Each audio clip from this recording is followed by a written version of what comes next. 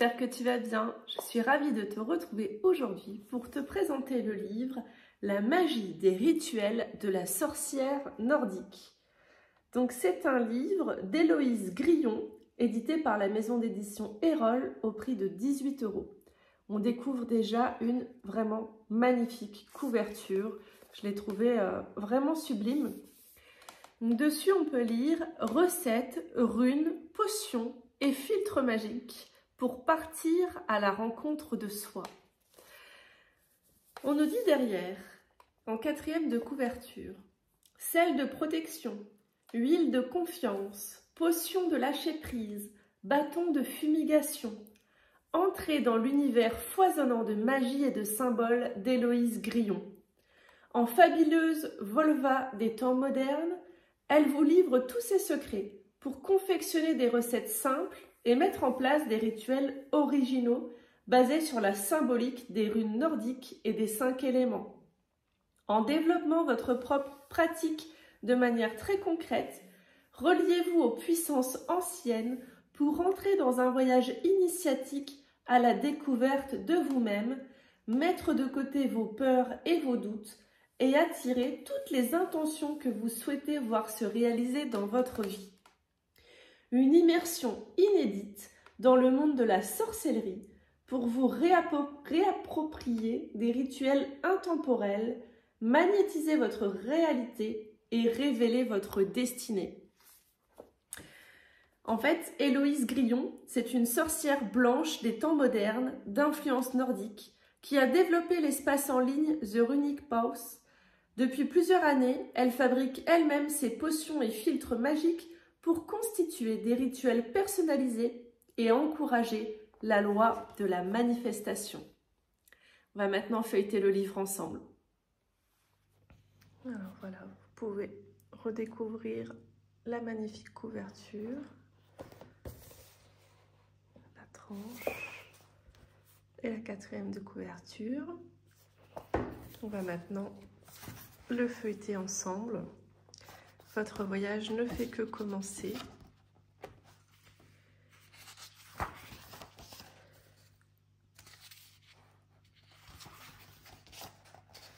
Alors, on a le sommaire que je ne vais pas détailler parce qu'on va du coup découvrir entièrement le livre.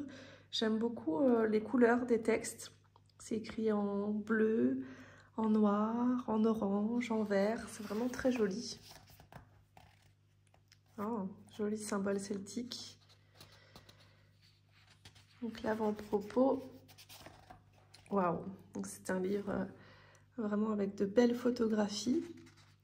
Donc première partie, la puissance de la métamorphose à travers les rituels. On va parler de part d'ombre et de manifestation. Le shadow work, le travail sur les parts d'ombre. Là, on a une jolie photographie de runes. Premier chapitre, initiation à l'univers nordique. Donc, vous voyez, la page de gauche, elle est légèrement rosée. C'est très beau aussi avec la petite fresque. Donc, la Volva et ses enseignements.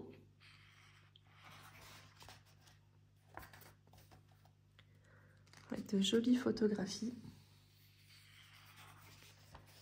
Les runes, des alliés formidables pour créer des rituels puissants. La connexion aux éléments pour faire germer vos intentions. Donc on parle là des 5 éléments, l'eau, la terre, l'air, le feu et l'éther.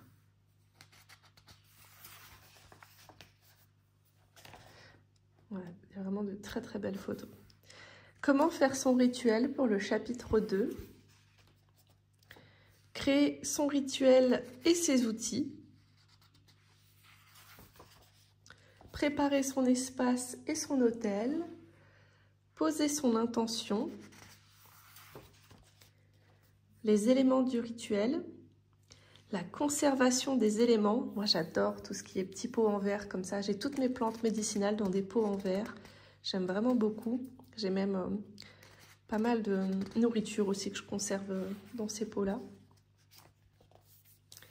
Deuxième partie, les rituels, voyage initiatique à la rencontre de soi. Première sous-partie, donc on va étudier 2 runes, Tiwaz et Ewaz, la reconnexion à soi et le début du voyage. Un rituel pour se connecter à soi, on vous explique à quel moment le réaliser, de quoi on a besoin. Le sel de protection, donc là on va avoir une recette. Déjà dans la symbolique, là dans le petit carré, cadran, on vous dit que le sel noir c'est pour la protection. La lavande c'est la fraîcheur, la pureté, le calme, ça encourage à la réflexion. La sauge c'est le nettoyage et la purification. Et l'amande poivrée permet de garder son sang-froid à travers les épreuves. Donc là, le sel de protection pour les rituels, on vous explique du coup comment le faire. Vous avez besoin de 50 g de sel noir, 2 cuillères à soupe de fleurs de lavande, 1 cuillère à soupe de feuilles de sauge séchées, 1 cuillère à soupe de feuilles de menthe poivrée séchées. Ensuite, on va vous apprendre à faire un bâton de fumigation pour l'apaisement. Ça permet de nettoyer les doutes et les énergies latentes pour nous permettre d'avancer sereinement sur notre chemin. Donc, il y a 15 minutes de préparation, un temps de repos de 2 semaines. Vous avez besoin d'une ficelle ou d'une corde fine, de 4 à 5 branches de sauge blanche et de 10 à 15 brins de lavande.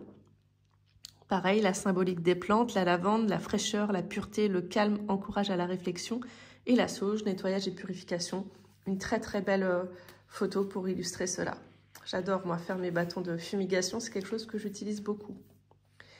Le rituel, donc vous avez un rituel d'introspection. On vous explique quand le réaliser et ce dont vous avez besoin. On vous conseille d'avoir un petit carnet pour noter vraiment toutes vos informations dedans. Ensuite, ça va être le bâton de fumigation pour l'introspection. Une potion de bienveillance. C'est une eau florale qui a pour but d'encourager à la bienveillance et à l'amour envers soi. Cette recette a été créée avec l'intention de s'autoriser à souhaiter et imaginer le meilleur pour nous-mêmes. Il y a 20 minutes de préparation et un temps de repos d'1 journée. On a besoin d'un quartz framboise ou rose, de quelques boutons de rose, quelques fleurs de camomille, de l'alcool de grain à 40% minimum ou du vinaigre de cidre. Et un petit rituel. On passe à 2 nouvelles runes. Alors je l'ai dit peut-être mal, hein. Ansouze et Pertro, le pouvoir de l'intention formulée. Donc vous avez le rituel de la grande vision.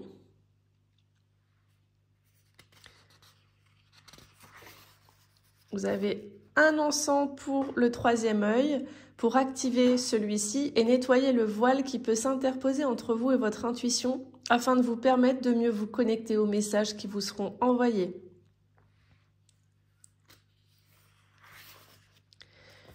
Une huile pour le 3e œil, pour activer le chakra du 3e œil afin de se connecter à notre intuition et dépasser le mental pur qui peut parfois bloquer notre capacité à nous connecter à notre grande vision. Et on termine avec le rituel. Donc le rituel, il va utiliser du coup l'encens 3e œil que vous avez fait, l'huile également. Rituel de l'intention. Donc toujours avec l'encens, la potion, le sel et le petit carnet de voyage. La potion d'intention, elle va nous permettre d'activer encore plus nos intentions à mesure que nous avançons sur notre chemin. On peut constituer des potions pour des intentions générales, par exemple les potions d'attraction, mais aussi pour des intentions plus spécifiques, comme pour apaiser telle ou telle peur ou activer une rune particulière selon ce que l'on souhaite.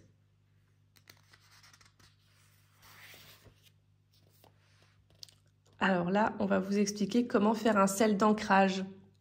Dans le cadre des rituels, ce sel sert dans le cadre pour les rituels, pour définir la base avec laquelle travailler et pour invoquer l'énergie de la terre ou bien de support pour une bougie. Il invite à planter profondément ses racines dans la terre, à travailler sur l'équilibre et la sécurité quand les choses peuvent être mouvementées. C'est un appel à la confiance en soi et au courage. Donc là, vous avez besoin de sel noir, de gingembre en poudre et de clous de girofle et d'une tourmaline.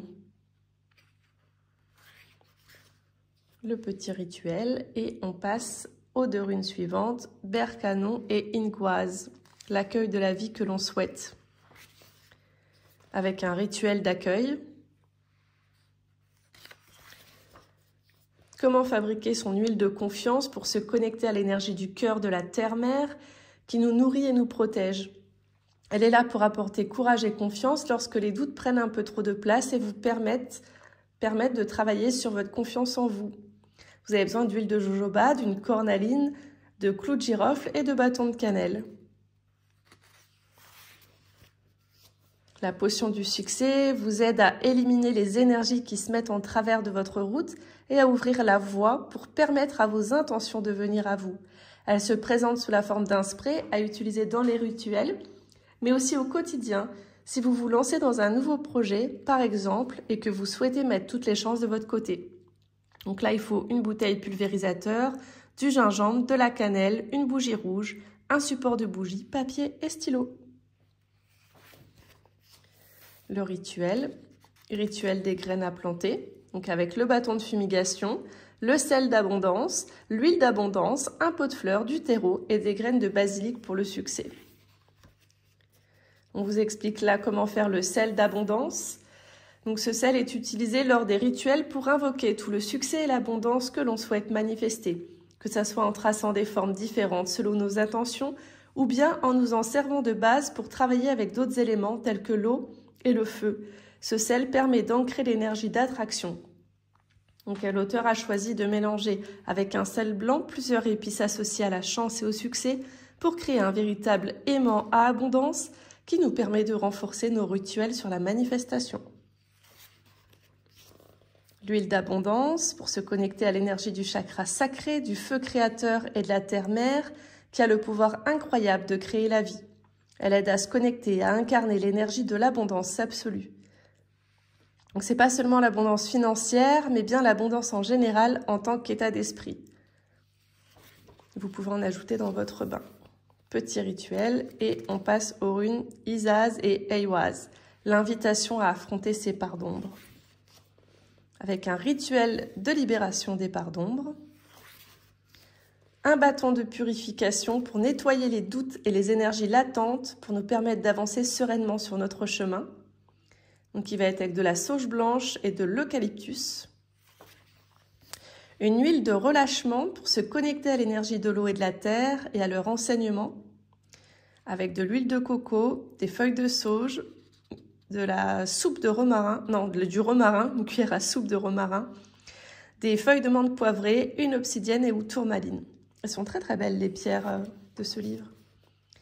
Le rituel du pardon, avec tous les ingrédients que vous aurez confectionnés. Un encens de bienveillance pour vous permettre d'invoquer l'énergie de la douceur et de la bienveillance pour nettoyer ce qui peut apporter de la lourdeur et créer un climat de confiance. Avec du mako, des boutons de rose, des fleurs de lavande et de l'encens en poudre. Une huile d'amour pour se connecter à l'énergie du cœur et de l'amour inconditionnel, que ce soit pour invoquer le réconfort et le soutien dont on peut avoir besoin au cours d'une période ou dans une situation particulière, pour apaiser les émotions ou simplement pour inviter tout l'amour que l'on mérite dans la vie. Je vais décaler un petit peu la caméra.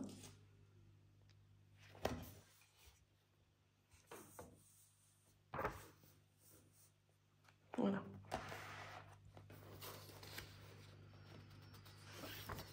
Rituel. Et on passe aux runes Gera et Féou, la récolte des graines semées. Le rituel de gratitude et d'abondance. Avec une potion de gratitude qui va nous permettre de canaliser l'énergie de la gratitude et de travailler dessus. Et on peut en mettre dans notre boisson du matin. Donc, on va utiliser des pétales de calendula pour la créativité, des boutons de rose pour l'amour et la douceur, un quartz rose pour l'amour, une pierre de lune pour l'intuition et la fertilité, et de l'alcool ou du vinaigre de cidre. On va fabriquer ensuite un sel du succès. Ce sel est utilisé lors des rituels pour invoquer tout le succès que l'on souhaite manifester. Donc que ce soit en y traçant des formes différentes selon les intentions ou bien en s'en servant de base pour travailler avec d'autres éléments tels que le feu et l'eau.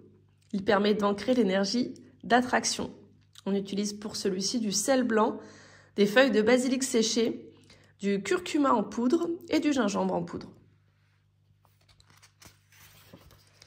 Donc le rituel pour mériter tout ce que l'on manifeste avec tout ce qu'on vient de créer.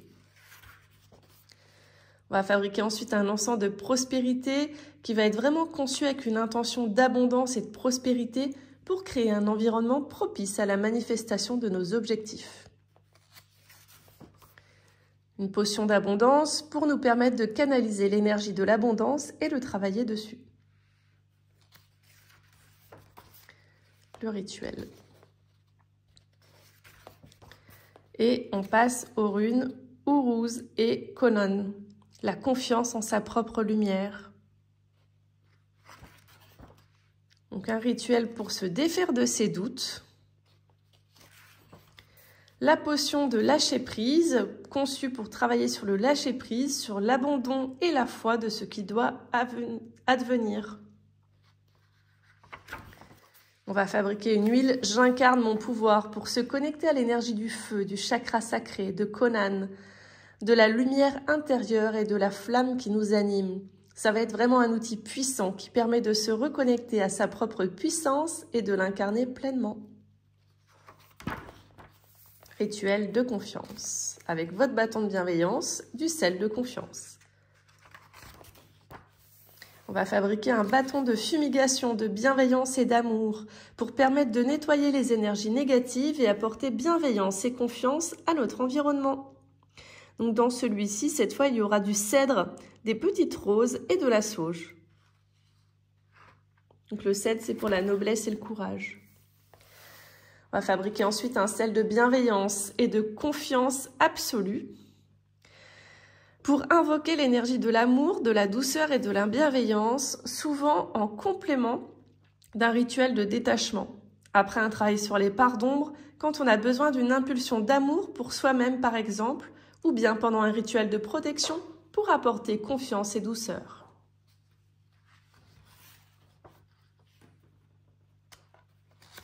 Donc, le rituel. La fin d'un cycle est le début de nombreux autres. Nous sommes perpétuellement en mort et en renaissance. Partie 3, pour travailler plus intimement avec les runes et les éléments. Alors, les runes. Oh là là, qu'est-ce qu'elle est belle cette photo.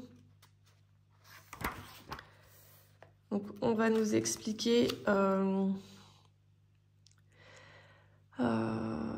on va parler du coup des runes. Elle explique comment les runes se sont présentées à elle, comment elle travaille avec et un petit peu sa technique.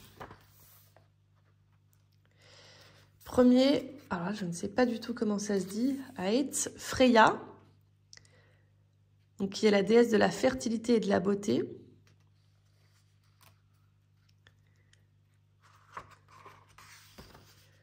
Donc là, vous avez à chaque fois un petit mot sur les runes. Je vais en détailler une. Par exemple, Konan, c'est la rune du feu intérieur et du guide. Elle est le symbole du feu sacré de l'éveil d'une lumière faite sur une situation. Elle est le feu qui brûle en chacun de nous et nous rappelle qu'il ne tient qu'à nous de raviver notre flamme. Konan invite à utiliser cette flamme comme boussole et à la laisser nous guider pour avancer avec confiance sur notre chemin. En rituel, elle peut être utilisée pour invoquer et raviver cette flamme intérieure. Si l'on ressent le besoin d'être guidé, d'avoir un phare dans la nuit, Konan est là pour apporter du soulagement. Donc le deuxième Aeth, Heimdall, c'est le gardien du Bifrost, l'arc-en-ciel qui fait le lien entre Asgard, le royaume des As, et Midgard, la terre des humains. Bon, je me rends compte que je ne connais pas du tout ce sujet. Vous pourrez me dire en commentaire si vous connaissez. Donc là, pareil, les runes qui lui sont reliées sont détaillées. Et on passe au troisième Aeth avec Tyr, le dieu de la justice, de la victoire et de la stratégie.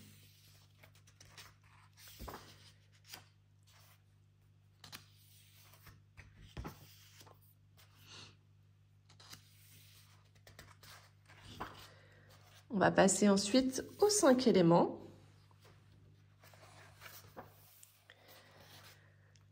Alors, donc là, elle nous parle des 9 mondes, que je ne connais pas non plus. L'élément terre, l'élément eau, l'air, le feu,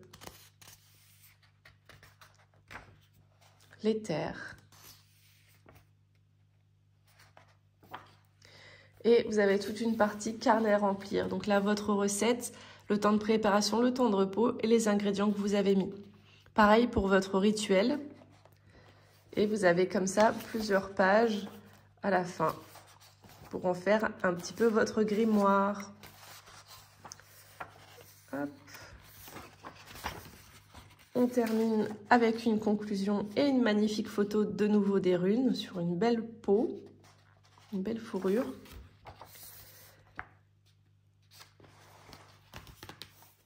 J'espère vraiment que la vidéo de présentation de ce livre vous a plu. N'hésitez pas à me dire en commentaire ce que vous en avez pensé. Pour ma part, c'est vraiment un réel coup de cœur que j'ai pour lui. Moi déjà, je suis très sensible aux couvertures et celle-ci, je la trouve magnifique. J'ai trouvé vraiment les photos dans le livre fabuleuses et j'ai bien aimé sa conception. C'est vraiment tout un cheminement qu'on fait avec les runes, avec nos sels, avec nos bâtons de fumigation, les rituels, etc. Donc j'ai vraiment hâte de mettre ça en pratique. C'est un livre, c'est clair que je ne vais pas ranger dans la bibliothèque comme ça. Je vais vraiment tester ces petites recettes. N'hésitez pas à me dire en commentaire si vous le connaissez, si vous avez envie de l'acheter, si vous aussi vous faites vos bâtons de fumigation, si vous faites vos huiles, vos encens, etc.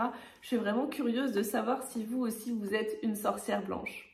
Je vous dis à jeudi pour découvrir un oracle de ma collection. En attendant, prenez bien soin de vous. Namasté!